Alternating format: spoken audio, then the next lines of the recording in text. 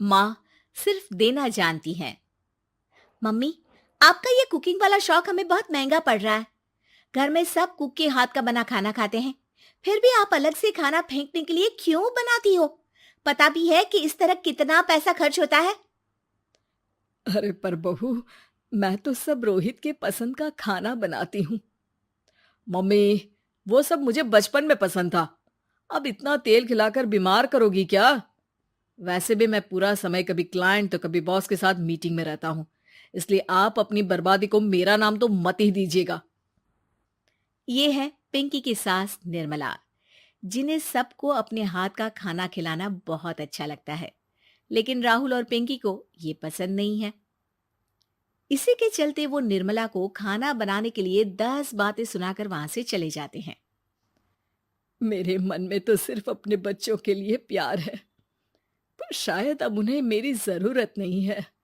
मुझे गांव वापस चले जाना चाहिए। जहां एक तरफ निर्मला दोबारा गांव जाने के बारे में सोच रही होती है, वहीं उसका पोता परम अपनी दादी के शौक को प्रोफेशन में बदलने का आइडिया सोच रहा होता है। अगली सुबह निर्मला गांव वापस जाने के लिए कपड़े पैक कर ही रही होती है कि परम फोन लेकर दादी के पास पहुंचता है। दादी, आप कहीं नहीं जाओगी?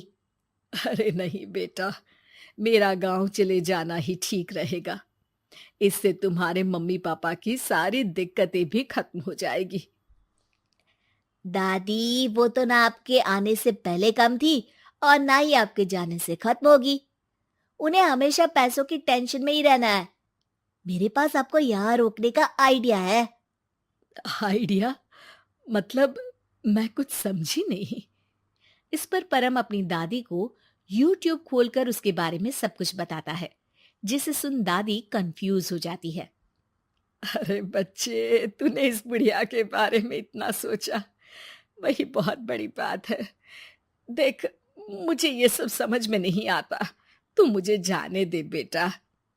अरे दादी, इसमें कुछ मुश्किल नहीं है। मैं हूं ना हेल्प के लिए। आप बस खाना बनाओ, और पता है, YouTube की मदद से आप अपनी स्पेशल रेसिपी लोगों को सिखा भी सकती हो। अच्छा, ऐसा भी हो सकता है? मतलब, बस घर बैठे मैं दूसरे लोगों को सिखा दूंगी?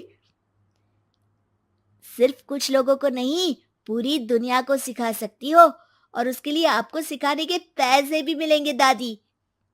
इस पर बहुत देर तक दादी को YouTube के बारे में समझाकर आखिर में परम उन्हें कन्विंस कर ही लेता है, जिसके बाद वो गांव जाने का प्लान कैंसिल कर YouTube चैनल शुरू कर देती हैं।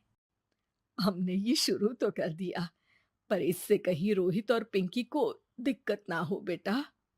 दादी, वो आपके बारे में नहीं सोचते तो आप क्यों उनके बारे में इतना सोच रही हो? इसके बाद दादी पोता मिलकर खाने की वीडियो और साथ ही उनके ट्यूटोरियल की वीडियो बनाकर उन्हें YouTube चैनल पर अपलोड करने लगते हैं। सब खुशी से चल रहा होता है कि कुछ हफ्तों में ही पिंकी को इसकी खबर हो जाती है। हमारी पीठ पीछे घर में ये सब क्या चल रहा है? अरे मम्मी, आपको तो अपना टाइम पास करना है, पर उसमें मेरे बेटे का फ्यूचर क्यों खराब कर रही हो? पढ़ाई के टाइम आपके साथ किचन में लगा रहेगा तो फेल ही हो जाएगा ना। वैसे इस YouTube वाले के शौक के लिए आप जो फैंसी डिशेस बना रही हो, उसके पैसे कहाँ से आ रहे हैं? मम्मी, आपको हमेशा पैसों की चिंता ही क्यों लगी रहती है? और रही बात मेरी पढ़ाई की, तो आपसे ज्यादा दादी को उसकी चिंता है। इसीलिए मेरी पढ़ाई के बाद ही वो ये काम करती है। परम, अपनी मम्मी से बात करने का ये कौन सा तरीका है? और मम्मी ने पैसों के बारे में कुछ गलत तो नहीं पूछा? जब घर में हम दोनों कमाते हैं, तो ये पूछने का अधिकार तो है कि पैसे कहाँ इस्तेमाल हो रहा है। मम्मी का ये जानना जरूरी बनता है। पापा, आप अपनी मम्मी से कैसे बात करते हो, ये तो मैं देख ही रहा हूँ। तो आपके मुंह से ये बातें तो अच्छी नहीं लगती। और रही बात पैसों की, तो आप दोनों हर समय मुझसे दूर रहने की कंपेंसेशन में जो पॉकेट मनी देते हो ना, हम उसी से ये सब कर रहे हैं। इस पर परम अपनी दादी को लेकर वहां से चला जाता है, जिसके बाद पिंकी और रोहित YouTube चैनल बंद करवाने की बहुत कोशिश करते हैं, लेकिन परम ऐसा होने नहीं देता। इसी तरह महीने बीत जाते हैं। पर चैनल का कुछ खास ग्रोथ ना देखकर निर्मला निराश हो जाती है। हम इतनी मेहनत करते हैं, फिर भी आज तक मैं तेरा 1 रुपया भी वापस नहीं कर पाई। अब तो रोहित ने तुझे पैसे देने भी बंद कर दिए और तेरी सारी सेविंग्स भी खत्म होने को आई है। बेटा, मुझे लगता है कि हमें ये सब बंद कर देना चाहिए। दादी, यूट्यूब चलने में मेहनत के साथ ढेर सारा सब्र भी लगता है। देखना, कुछ महीनों में सब सिर्फ आपको ही देखेंगे, और अगर फिर भी कुछ नहीं हुआ तो बंद कर देंगे।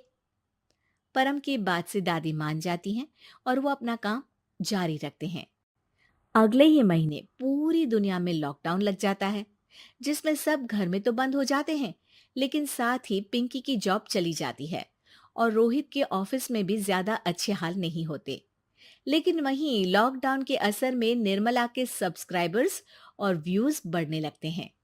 देखा दादी, मैंने कहा था ना, एक दिन सब आपको ही देखेंगे। अब तो आप बस रोज एक वीडियो अपलोड करो और जादू देखो। इसी के साथ लॉकडाउन के कुछ ही महीनों में निर्मला खाने वाली दादी के नाम से सारे सोशल मीडिया पर फेमस हो जाती है, जिस वजह से अब उन्हें यूट्यूब के पैसों के साथ पेड एडवर्टीजमेंट और पेड प्रमोशन भी मिलने लगते हैं। उन्हीं पैसों की मदद से निर्मला अब बेटे बहू की नौकरी ना होने पर घर का खर्चा भी चलाने लगती हैं, जिसे देख रोहित और पिंकी को भी अपनी गलती का एहसास होता है और वो सब मिलकर निर्मला को सपोर्ट करने लगते हैं।